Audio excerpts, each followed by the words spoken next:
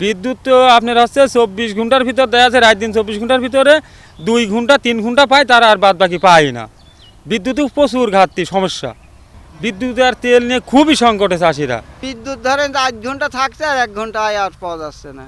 চাষিরা এই যে আমরা আবাদ করতে পারছি না, ঠিক মতন বাড়ি দেওয়া ঘুমাতে পারিনি, কিছু পারিনি, কারেন্ট থাকে না, বুঝতে পারছেন। কামাই হ্যাঁ তেল ধরা লাগে, এই 2 লিটার তেলের জন্যই 3 ঘন্টা 4 ঘন্টা কামাই হওয়া লাগে, ওইটাই তো চাহিদা মেটছে না।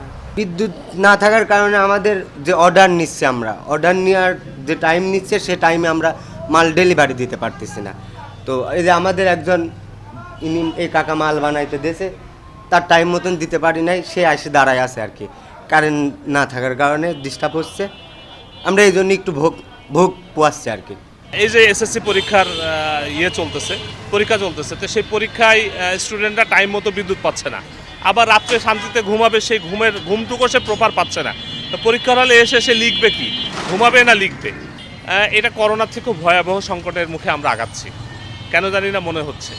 করোনায় তো তাই যা হোক চুরি করে হলেও ব্যবসা প্রতিষ্ঠান খুলে বা রাস্তায় বের হয়ে আমরা জীবিকা নির্বাহ করেছি, কিন্তু সামনে যে সিচুয়েশন দেখতে পাচ্ছি, যদি এইটা বহাল থাকে তাহলে করোনার থেকে ভয়াবহ সিচুয়েশন হবে। আমরা হয়তো বেরোতে পারবো কিন্তু কিছু করতে পারবো না। আমার এই পল্লী বিদ্যুৎ আপনার এত কষ্ট হচ্ছে না, পল্লী বিদ্যুৎ ভালো না।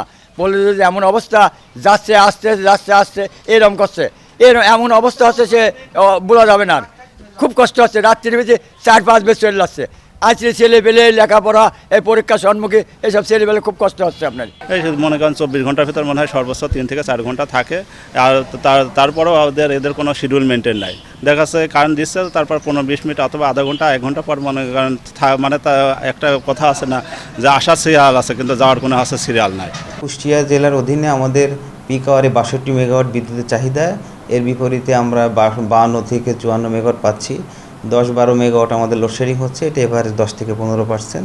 এবং আমরা লোডশেডিংটা গ্রাহক, ইন্ডাস্ট্রি এবং কমার্শিয়াল এবং রেসিডেন্সিয়াল এরিয়া সমতার ভিত্তিতে লোডশেডিং করছি।